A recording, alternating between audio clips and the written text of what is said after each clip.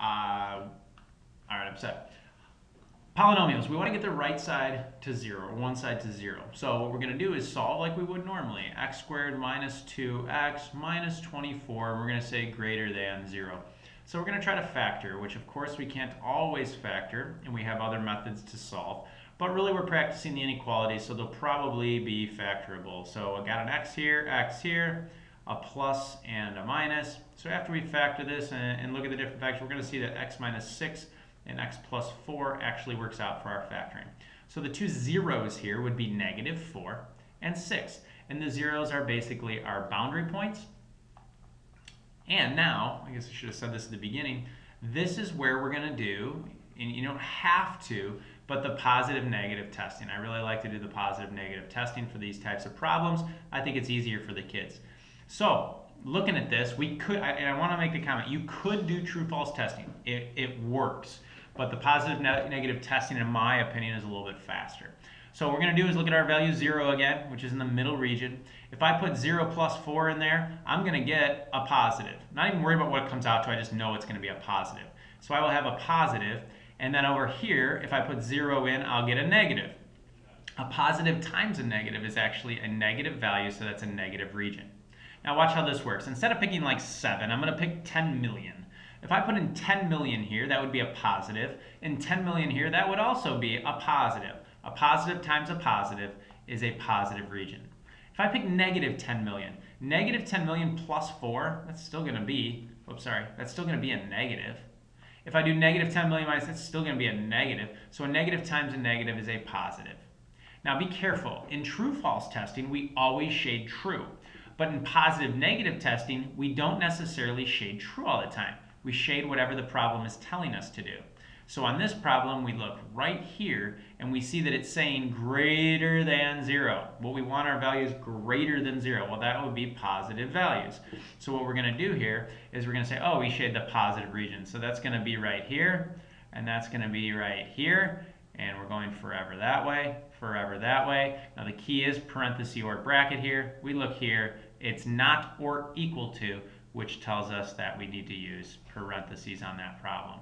All right, so interval notation would be negative infinity all the way up to negative 4, not including negative 4, or not including 6 all the way to the right of 6 up until infinity. Okay, so I hope that's clearing things up and you're doing well on these. Next one, we do want to get, again, everything to the left side. X cubed minus 16x is less than or equal to 0. Now I know some of us freak out, and that's not a difference. The first thing you should be looking for is the GCF. So take an x out, and then you'll have x squared minus 16, and things should be able to flow a little bit better when you see that there's a difference of squares in there. So we have x times the quantity x plus 4 times the quantity x minus 4, which tells me I'm going to have 3 boundary points. So my boundary points here are going to be at 0, they're going to be here at negative 4, and then they're going to be here at 4. So what we have here is 3 boundary points, negative 4, 0, and 4, which obviously creates more regions to test. So there's going to be 3 regions I'm going to test here. And we can't pick 0 this time, unfortunately, because that's one of our boundary points. So I'll just go left to right through this. So again, if I put a negative in for x, all right, that's going to be a negative. I don't care, negative 10,000, it's going to be a negative. Negative 10,000 plus 4, that's going to be a negative still. Negative 10,000 minus 4, that's a negative. So if we had to take a negative times a negative, that'll be a positive, but then times a negative, we're going to get a negative region over there. Now picking negative 2, let's say, which would be right here in the middle. Negative 2. Negative 2 in for x, negative. Negative 2 plus 4 will actually give me a positive. Negative 2 minus 4 will give me a negative. Negative, positive, negative, when I take the product, is going to give me a positive. If I do positive 2, that'll give me a positive in the first one now. It'll give me a positive in the second one and a negative in the third one. So that's going to be positive times negative, obviously a negative. And then if we pick 10 million, 10 million, 10 million, it's all going to be positive straight across. So that's going to give you a positive region when you take that product. Now again, if we're starting to kind of understand this, what does this mean? We're going to look at less than or equal to 0. Less than or equal to 0 would be negative regions. So that tells me I'm going to shade here forever that way. And then I'm going to shade in here But what am I going to use? I'm going to use brackets because that's what the problem is telling me to do with the or equal to. So brackets on there. So interval notation to finish this problem would be negative infinity all the way up to negative 4, including 4. Or anything between 0 and 4, and the brackets indicate we include those two values. All right, moving along to rationals now. The biggest thing about rationals is getting your algebra correct.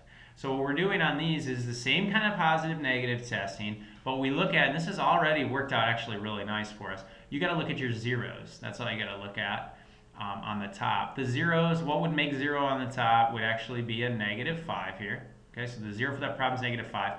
And we're also looking for our excluded values, or our undefined values. And our undefined values on the bottom here would be 3 halves. Well, if you're having a hard time with that, just say, hey, what makes the bottom 0? Like, what would make the bottom 0? And when we solve this, we'll see that 3 halves. So those are my boundary points. So I've got negative 5, and I've got 3 halves. If it helps you, you can put in there 1.5 so you understand your values on a number line. All right, and then here we are. We're testing again. That's all we're doing here. So 0 falls right in here. So when I pop a 0 into the top, 0 plus 5, that's going to give me a positive. And we're going to divide by 0 minus, we're going to get a negative. So a positive over a negative gives me a negative region. If I put in 10 million for the right one, 10 million plus 5, positive on top. 10 million times 2 just minus 3 is clearly going to be a positive region. Do the same thing over here. Negative 10 million plus 5 is going to be a negative over a large negative. So a negative over a negative is going to be a positive. Okay, so you should be getting the hang of the testing and the positive negative by now. If not, you should really seek some help before we assess you on this. So looking here, this is a bracket this time because it says or equal to. So what we want to do, and we're like, all right, we're starting to understand this. We want to put a bracket on here. Problem is, undefined means we're not allowed to have that value. If I put negative 3 halves into the problem, I get undefined because we can't have 0 on the bottom. So even though it says brackets, I'm not allowed to include this value. I can get up close to it, but I can't include it. So we do want greater than or equal to 0. We do want the positive regions to be shaded here. So watch this. We're going to go forever this way, and we are going to include the negative 5. And over here, we're just going to have to put a parenthesis, not a bracket, because we can't actually include 1.5 in part of our solution. So that is a small thing, but it's something to definitely look out for. We don't want to have too many solutions in our answer that one doesn't work. So union parentheses here, 1.5 to infinity. Whoops, sorry. Okay, one last one. This is the trickiest one of the rationals. Process is the same. We're going to try to get it to look like number 9. Well, to get it to look like number 9, we have to get the entire left side as one fraction and the right side as 0. So I'm going to space this out a little bit here. I've got 5 over x minus 3. And then I'm going to subtract this from both sides. So I'm going to space this out. You'll see why in a moment, but I'm going to subtract 3 over x plus 1. And that's going to be greater than 0. So don't lose me here. All I did was subtract the one fraction from both sides. All right, well now I need to find a common denominator because these clearly are not together making the same denominator. So I'm going to put the binomials in parentheses, and hopefully I'm going to realize that the LCD for this problem is going to be the binomial x minus 3 times the binomial x plus 1. Okay, now I'm going to try an eraser here, see if this, it does work good. I'm going to try to give myself a little bit more space on the right here. First time I've used eraser. I'm really glad that works. That was fun. Okay, greater than 0. So now I'm going to take my red here, and to get a common denominator, x minus 3 is missing x plus 1 from the LCD. So what I'm going to do is I'm going to multiply x plus 1 over x plus 1.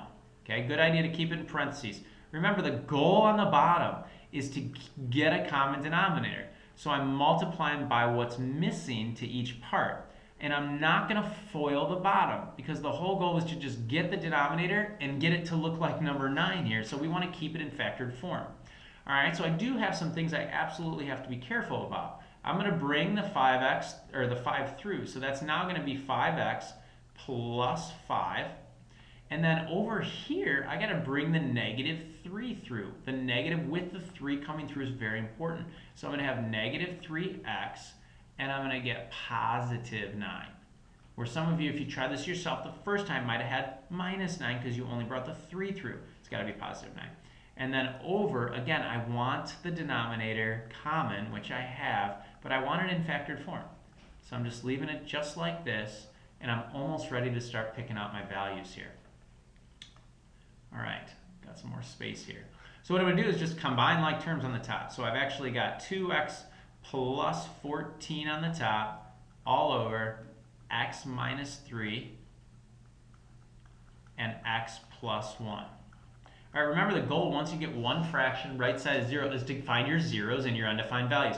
It's pretty clear, we can see here, that x cannot be 3 and x cannot be negative 1. We can get that from the denominator there. There's 2 of my boundary points. The top, some of you might struggle looking at it as is there. So if this kind of makes you struggle, factor it. So put it as 2 times x plus 7. The whole thing here that you need to know is that negative 7, that's the 0 in the numerator. Okay, so when I go over here to the number line, I've got negative 7, negative 1, and 3, being careful that I have 2 excluded values on this problem. So in numerical order, we'll go negative 7, and then we'll go negative 1, and then we'll go 3. And we have 4 regions to test for these 3 boundary points. Okay, so once again, when I'm looking here, if I test, negative 10 million, look at the top. Negative 10 million plus 7 will still be negative. So we'll have a negative on top even when we multiply by 2.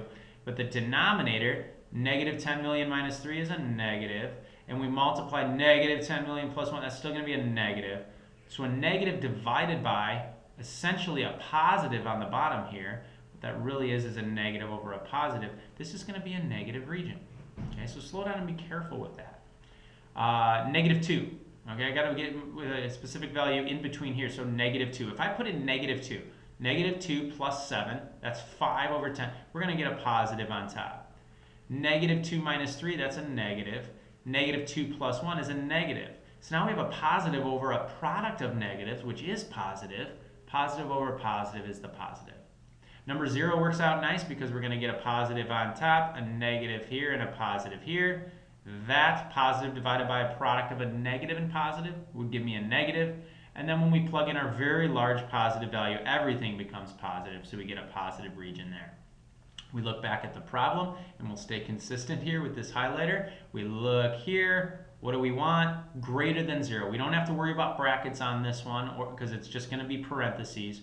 But we want to we want to shade regions that are greater than 0 or positive regions. So that's here and that's here. So we're going to go right in here and right in here forever that way.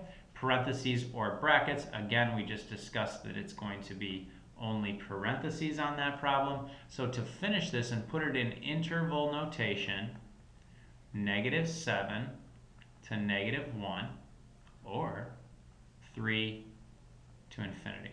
Okay, so just so you're aware, looking at this problem and understanding this last problem, this is a lot of algebra work in finding a common denominator. One of the major mistakes is up here with distributing the negative, all right, finding the 0.